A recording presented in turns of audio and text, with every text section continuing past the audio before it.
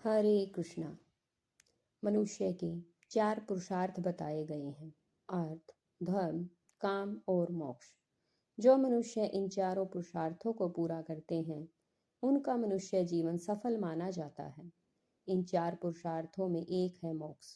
मोक्ष प्रदान करने वाली एकादशी मोक्षदा एकादशी कहलाती है। आप सभी को मार्गशीर्ष माह में शुक्ल पक्ष की तिथि मोक्षदा एकादशी के नाम से जानी जाती है। आप सबको इसकी बहुत बहुत शुभकामनाएं।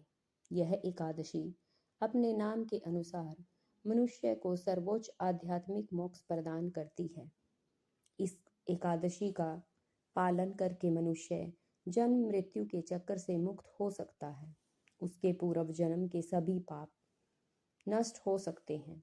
यह एकादशी मार्गशीर्ष मास में आती है, जो भगवान श्री कृष्ण जी को अति प्रिय है। इसी दिन भगवान श्री कृष्ण जी ने कुरुक्षेत्र के युद्ध में भूमि में मोक्षदा एकादशी के दिन ही अर्जुन को गीता का ज्ञान दिया और अपने दिव्य स्वरूप का साक्षात्कार करवाया। इसी दिन पूरे भारतवर्ष में गीता जयंती मनाई जाती है। आज मोक्षदा एकादशी की पौराणिक कथा सुनते हैं। आइए मोक्षदा एकादशी की कथा आरंभ करते हैं। मोक्षदा एकादशी की कथा के अनुसार भगवान श्री हरि ने श्री लक्ष्मी जी से कहा, देवी, एक समय विंध्याचल पर्वत के पास भद्रावती नामक स्थान पर जड़ नामक ब्राह्मण रहते थे, जो वैसे तो जन्म से ब्राह्मण वंश में उत्पन्न हुए, परंतु उन्होंने अपना जातीय धर्म छोड़कर बनिए की वृत्ति स्वीकार कर ली। वह सदैव शराब पीता, जुआ खेलता, प्राय स्त्रियों के संग व्यभिचार करता और शिकार करके जीव हत्या आदि पाप कर्म करता था। इन व्यसनों से जब उसका धन नष्ट हो गया तो व्यापार के लिए उत्तर दिशा की ओर गया। वहां उसने बहुत सारा धन कमाया और एकत्रित किया। वह कुछ समय बाद वापस अपने घर को लौटने लगा। उसने बहुत लंबा रास्ता तय कर लिया था। एक दिन जब 10 दिशाओं में अंधकार फैल गया तो वह वृक्ष के नीचे सो गया। उसी समय कुछ लुटेरे उस स्थान पर आए और उसके प्राण ले लिए। पाप कर्मों की वजह से उसके सभी धर्मों का नाश हो चुका था। इस प्रकार अकाल मृत्यु होने के कारण वह प्रेत योनि को प्राप्त हुआ। सौभाग्यवश उसका पुत्र वेदों का विद्वान और धर्मपरायण था। अपने पिता को खोजने के लिए घर छोड़कर वह निकल पड़ा। रास्ते में आने वाले लोगों से पूछता रहा, लेकिन वह अपने पिता को खोज नहीं पाया। एक दिन उसकी भेंट उसके पिता के सहायक से हुई, जिसने उसे उसके पिता की मृत्यु के बारे में बताया। यह सुनकर पुत्र को बहुत दुख हुआ। वह बहुत ही बुद्धिमान था। सोच विचार के बाद अपने पिता की पारलौकिक कर्म करने की इच्छा से सामग्री आदि लेकर काशी नगर के लिए चल पड़ा। उसके मार्ग में 8 पड़ाव आए और 9वें दिन वह उसी वृक्ष के नीचे जा पहुंचा जहां उसके पिता की हत्या की गई थी।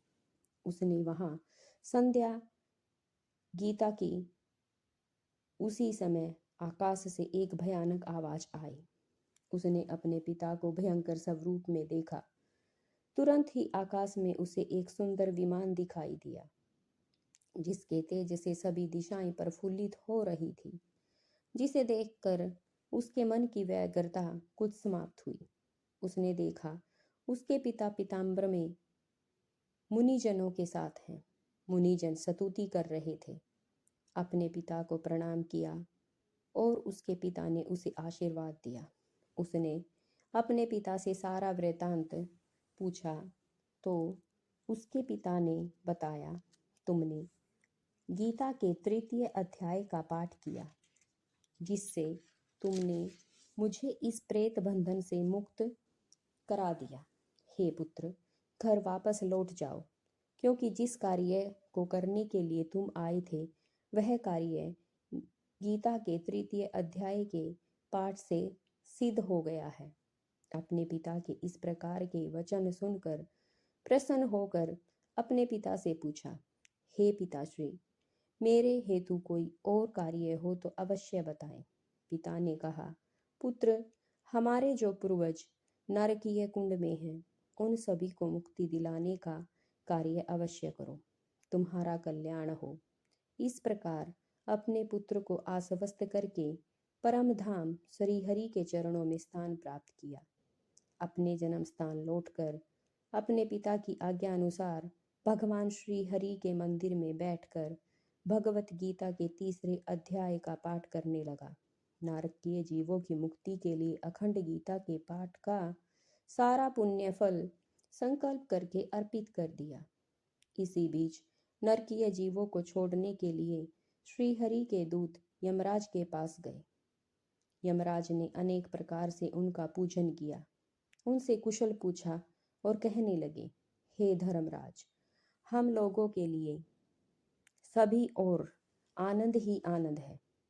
धर्मदूतों से पूछा, उन्होंने श्री हरि ने आज्ञा दी है कि नरक में पड़े सभी जीवों को परम धाम भेज दे।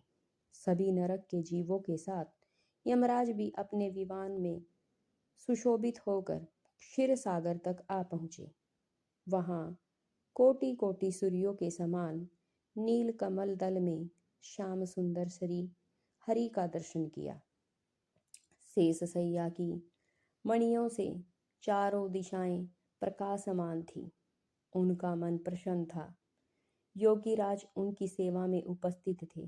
देवराज इंद्र विरोधियों को परास्त करने के लिए उद्देश्य से स्तुति कर रहे थे। इस प्रकार भगवान का दर्शन पाकर यमराज अपनी बुद्धि से भगवान श्री हरि की स्तुति करने लगे।